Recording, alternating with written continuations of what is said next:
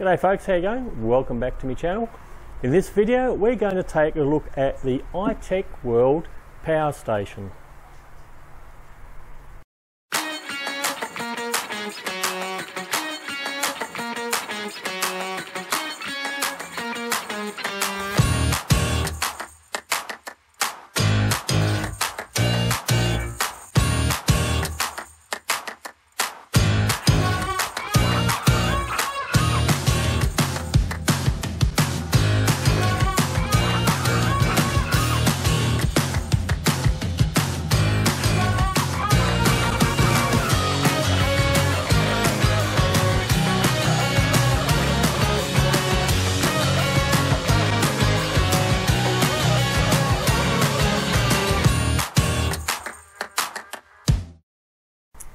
Now these battery stations have been getting pretty popular over recent years, and I have looked at them off and on, wondering whether I could justify getting one when you look at the cost of them. Now this hasn't been provided to me by Itech World. However, Itech World, if you are watching, then I've got contact details, email down there in the description. Get in touch and we'll see what we can do. So where did this come from? Well, a friend of mine, Pat, he purchased it and asked if I wanted to do a review for my channel. So this is that review. So this is just my personal opinion of this. Now, in a recent trip that we did, road trip we did, the Wheatbelt way, which if you haven't seen that, there'll be a link at the end of this video if you want to go over and have a look at that. Now, one morning he got up rather early and nobody else was up, and he didn't want to start his generator up because it would make too much noise. He wanted to make a coffee. So he basically sat around and waited till everyone else got up before he could have his coffee. And that's when he decided maybe it was a good idea to purchase one of these. And as I said, he's now made that available to me to do a video on it.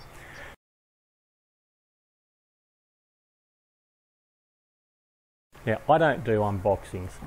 There's a lot of channels out there that do that sort of stuff if you want to watch somebody get it out of the box. But what do you get in the box? Well, obviously you get the power station itself, and then you also get a little bag that's got all your power cables and everything in it. So let's have a look at what's in it. So you've got a, I'll put this down here so you can see, this is a power cord to plug the mains power in, to charge it from mains power. And then you've got another cord here for your 12 volt to be able to charge the battery from your cigarette lighter socket in the car while you're driving. And then you've got another cable here with an Anderson plug on the end of it so that you can plug your solar panel in and charge it from a solar panel. So they're the three cables that are provided in this nice neat little bag. It keeps it all tidy and together so you don't lose anything.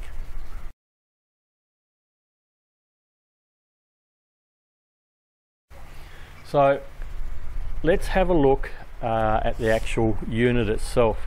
So obviously there's the front panel, but I'll come back to that. I'll do that in a sec. But on the, if I work out which side it is, this side over here, you've got these little doors. Open the door up, and down here you've got where your input power goes in. So whether it's mains power, 12 volt power, or your solar panel, they all get plugged in to here. Then on the other side over here, another flip, and in here you have three 240 volt power supplies, because this has an inverter in it. Now this is a 2000 watt unit, but it can go up to 4000 watt. You can plug in three different units, but three different items, but I don't really think you'd want to plug three different things in at once unless there was something like a light or something like that. You wouldn't want to put three heavy power consumption things in at the same time. And then on the front panel you've got lean over to see. On this side over here is your 12 volt outputs. So you've got a normal cigarette lighter type socket here. On this side you have a high current 12 volt output. And then down here a couple of smaller low current outputs. In the middle over here you've got USB outputs, so you can charge your phones and cameras and all that sort of stuff from there.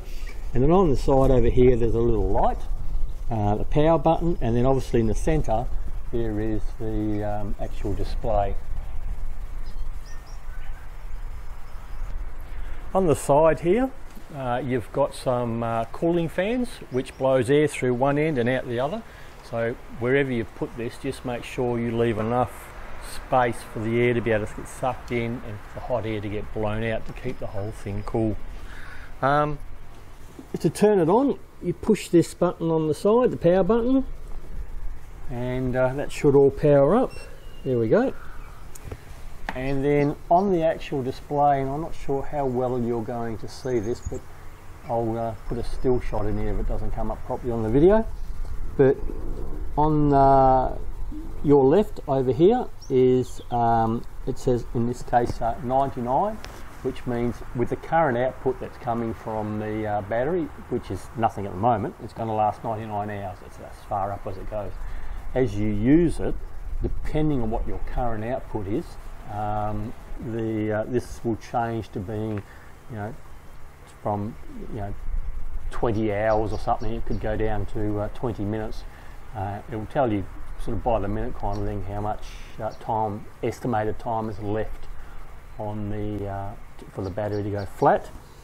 Next to that you've got a scale percentage, which how much percentage is in the battery, and at the moment that's showing, looks like 92%. Then on the side over here there's two parts to it. The top bit tells you how much current you're putting in. So if you plug the mains power in, then it's going to show you the 1100 watts, because that's how much power it will put in as it's charging. If you've plugged your 12 volt or your solar panel in or whatever, particularly solar, your solar is always ups and downs. This will tell you how much current is going into the battery. Underneath that, it'll tell you how much you're taking out of the battery. As long as your input is higher than your output, then you're going to be able to charge your battery. And at the same time over here, it'll tell you estimated time till your battery is back up to 100% at the current charge level. So it's quite a lot of information and useful information, but it's not bogged down with a whole load of other rubbish that you just really don't need to know about,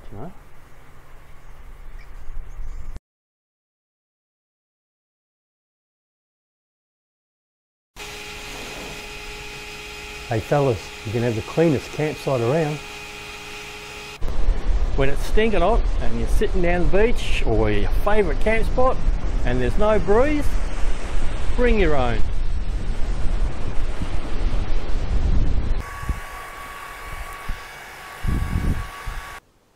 Alright, now that I got all those stupid ideas out of my head, what could I actually use it for? Well, see, normally for me, unless I'm in my rooftop tent, I'm generally in the caravan, and the caravan's got a fair bit of 12 volt power, so that's probably not of a real big interest to me. When I'm free camping, there's really only two things I could think of that would be handy to have access to, and that would be to be able to use my microwave and to be able to use a toaster. Because see, when we're normally free camping, we use one of these things on the gas stove, and I'm sure you all know what that is. But for me, to do my toast on that, the bread to me dries out a bit and gets a bit burnt. So I'm not really sort of keen on my toast being done that way, but if I could use a toaster, I think that would be pretty beneficial. So let's see how this would go running a toaster.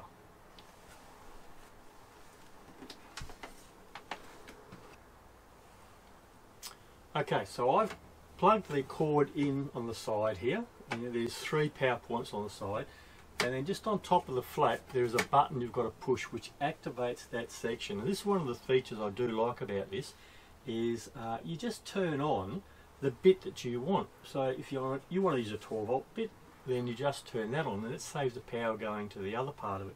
If you just want to use USB connectors, then you just click on that bit and that will just power up that part of it.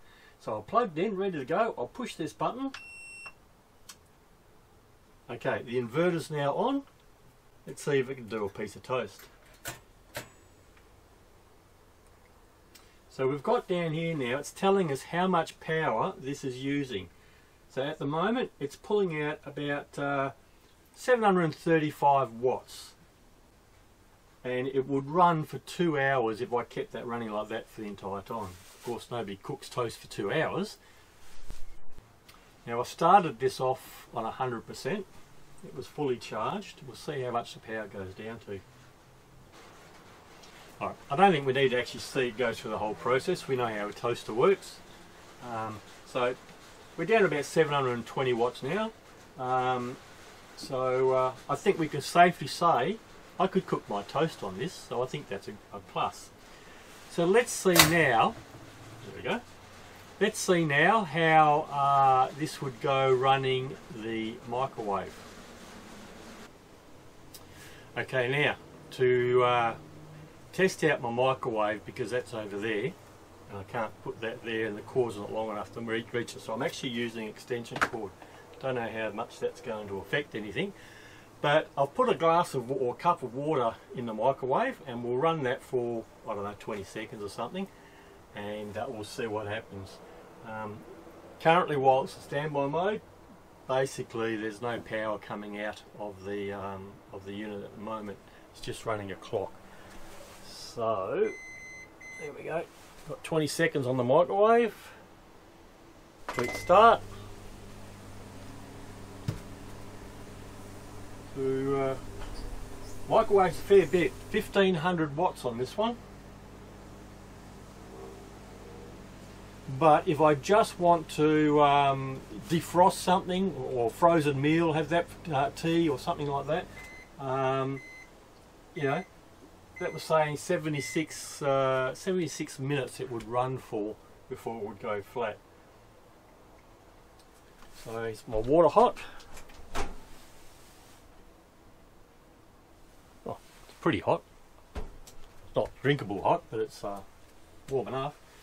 But the point is, I could get a frozen meal or have something that we've made at home in the freezer, take it out, stick it in the microwave, and we can actually have a hot meal bush camping on the side of the road.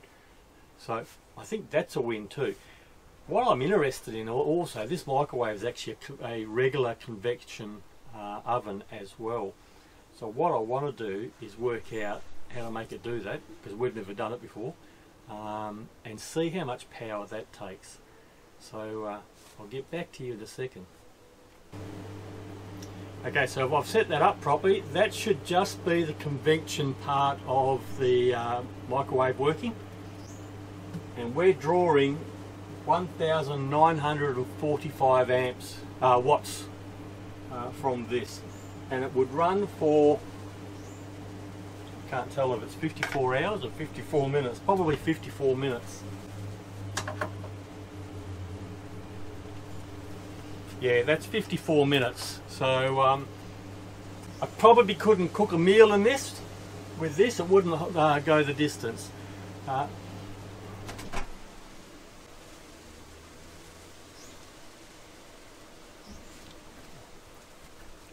Definitely convection. Just burn hands. Alright, so, okay. We probably couldn't use the conventional oven out of it, but we've got access to the microwave. The other thing that would be worth trying out, and it's the whole reason why Pat, the person that bought this this unit, actually bought the unit for, and that was to cook a kettle. So let's see how much power it takes to get some hot water for a kettle. Now, the person that bought this, Pat, the reason for him buying it, which I think I explained at the beginning, was because he wanted to boil a kettle to make a coffee. So, for Pat's sake, let's plug a kettle in and see how well it would go with that. I've only got a little bit of water in here, so it's interesting to note though that the microwave was using 0 to 1 watt when it wasn't being used. I've got the kettle plugged in and it's using 5 to 6 watts and it's not even doing anything, it's just plugged in. So it's interesting. Anyway, so let's turn it on and see what happens. It's on. 2005 watts. So this kettle uses a lot of power. 207.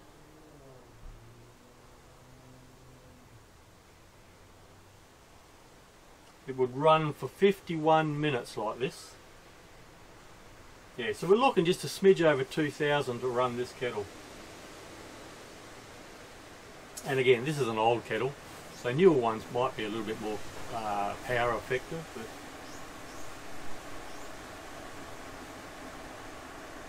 and interesting too, we're only down to 95% now. So you could cook breakfast with a bit of toast, cup of coffee, cup of tea, something like that, and you'd probably only use about 4 or 5% of the battery's capacity. So you'd get a lot of days out of that before you've got to worry about charging it.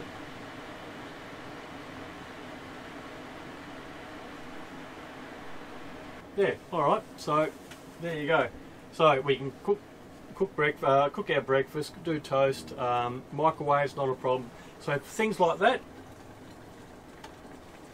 you turn that off. There we go.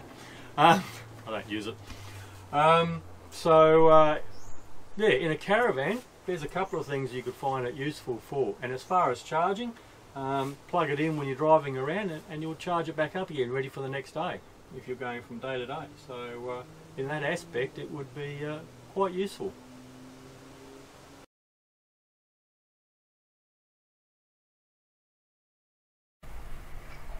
Now some people might ask if you can run an induction cooker off of this.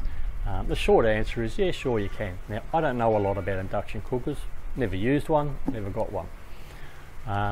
But as long as your induction cooker is sort of like 2000 watts and less, then you wouldn't have a problem.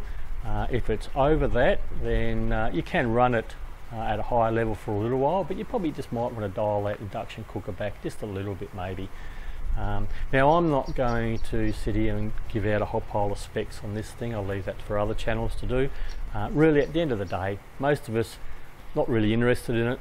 Some of us don't even understand all that fancy stuff. There's only a couple of things we really want to know is how big is it, what can I run on it, how long is it going to take for me to charge it, and how much is it going to cost me. So that's about things that I'd be interested in. So with that, I'm going to go through that now. This is the PS2000. Don't make the same mistake that I did when I first looked at it. I'm thinking 2000, I'm thinking 2000 amp. Okay? It's not, it's actually a 160 amp battery inside this, but it has a 2000 watt inverter which can peak out at 4000 watts, and that's where the 2000 part of it comes from. How long will it last? Well, that's like asking how long is a piece of string.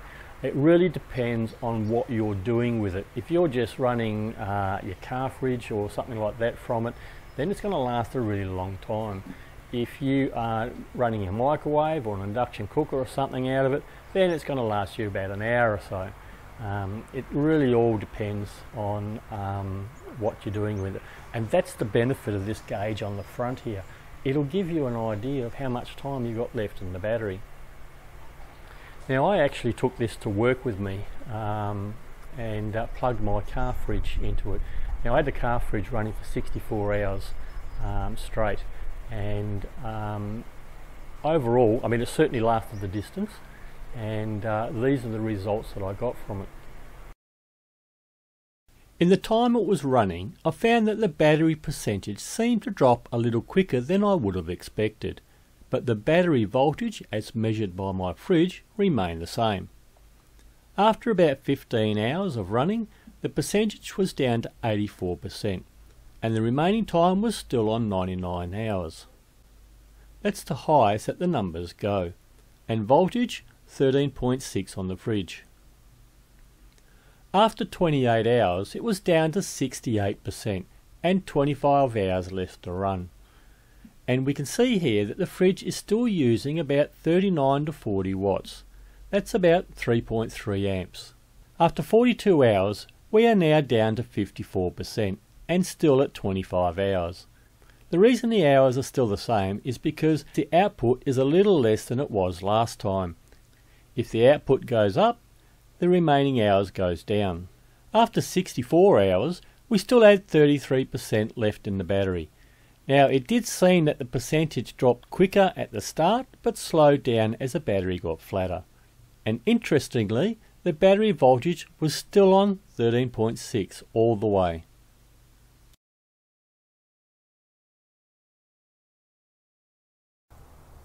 So the next thing we want to find out about is, and it's probably something pretty important to most of us that are camping, is how long will it take this box to charge up from a solar panel. Now I've got my King's 200 watt panel here. I'm going to plug it in and I'm going to put a timer on it and we'll see how long it takes to get to 100%.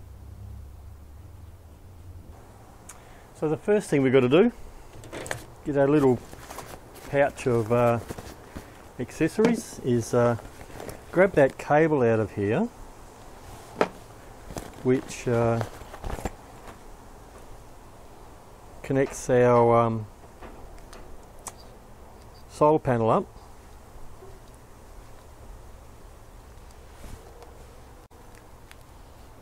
So it's got an Anderson on one end and then one of these little funny things, and that plugs into the side of the box, which goes in here.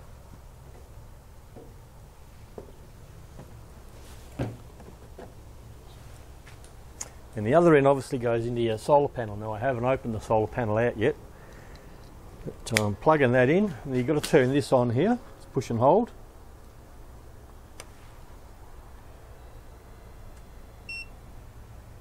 There we go. So this is still showing 33% from when I took it with me for those few days to work. So we're not flat. We'll see how long it takes to get from 33% to 100%. Then all we're supposed to do is open our panel out and it should get started. Now talking about charging it, in the manual it says that it will charge from 0 to 100% in 2 hours using the mains power. Now when I got this had 29% power in it, and I plugged it into the mains and it took just a little over, I think it was something like about 2 hours and 5 minutes or 10 minutes or something to get to 100%. So I would have guessed that perhaps if this was completely flat, it might have taken 2.5 hours to charge it up. Even so, I reckon you've got to be pretty happy with that. To be able to go from 0 to 100 in 2.5 hours, I think that's quite good. That's on mains power. Now to plug it into 12 volt and charge on 12 volt, they say about sort of 11 to 12 hours. And with solar, well again, as I said before, depending on what size solar panel you've got, how much sun you've got, your solar panels don't run at maximum power for the whole duration of the day. But they're sort of saying, in theory, you could charge it up in 4 hours using solar. But I think that's probably a little bit of a stretch. I did plug it in to my solar panel that I've got. I've got a 200 watt panel, and it ran for about 5 or 6 hours and had gone from 33% to 59, I think it was. So you know, if the battery's full and you plug it into the solar and you're keeping it topped up as you're using it, I think that would work pretty well. but if you are like really flat and trying to charge it right up, I think it's going to take a day or two to be able to get that full charge out of it, but it's certainly doable.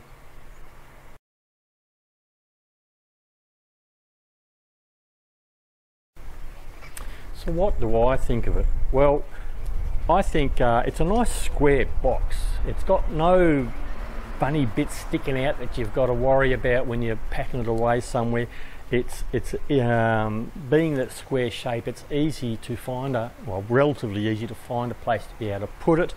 I like the fact that there's handles on the side and on these silly little grip things on here. I like the fact that it has these flip out panels on the side to protect the stuff on the inside. I like the layout of the front panel. I like the display.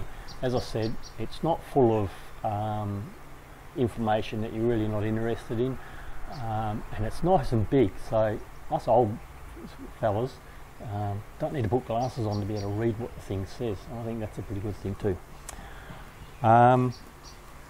There is one thing I'm a little bit sort of confused on. Not really confused, I don't know, but on the 12 volt panel side over here, they've got this plug socket in here for high current output. I've never seen a product that came with a cord with that sort of a plug in it, so I'm not sure how useful that is. And these little ones down the bottom here, I've certainly never come across anything that's got any kind of plug like that. You know, these are only for 3 amp. Well, I mean, how useful is that? I think that's a bit pointless.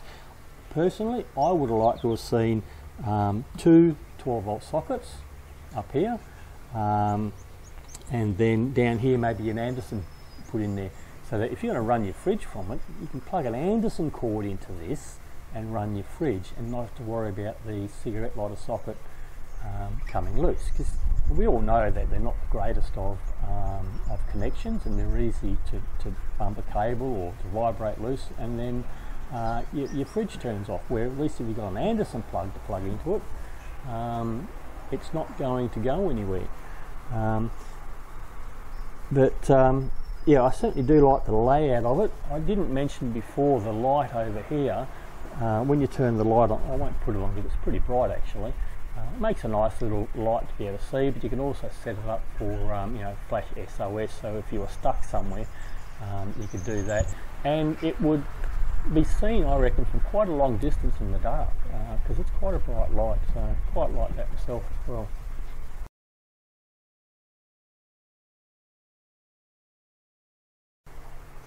So is it worth buying one of these? Well, that's really only a question you can only answer yourself, because everyone's different. For me personally, at the time of doing this review, this was worth $3.5 grand, although sometimes they got them on special. For the few times that I would use it at $3.5 grand, I don't think it's worth it for me personally. However, next time I'm sitting around chewing on a piece of camp toast, I might think completely different about that idea. But at the moment, for me, I wouldn't get one for myself. But it certainly does the job, and it does it well. I'd like to thank Pat for making this available to me to have a play around, giving me the chance to have a look at it and actually see whether my decision of not getting one was really, really the right one to make. Now, by the time you're seeing this, I'm on my next road trip. I'm travelling to South Australia and looking around South Australia, and Pat has actually said I could take this with me and use it in the real world and see how it goes, and I probably will do that, and if I do, I'll let you know how things go with it. But that's my review for this, so if you like what you saw, then hit that thumbs up down there. It really helps the channel out, and consider subscribing, because I don't just do reviews of products. I do camping and travelling videos, mostly around Western Australia, but just trying to put information out there to make it easier for people to decide where they want to go and what they want to do. So if you like that sort of thing, hit the subscribe button down there. You'll really help the channel out. And if you've got one of these, thinking of one of these, or got your opinions on one of these, let us know down in the comments down there, because all that sort of stuff helps the channel out. But anyway, until next time, happy travels.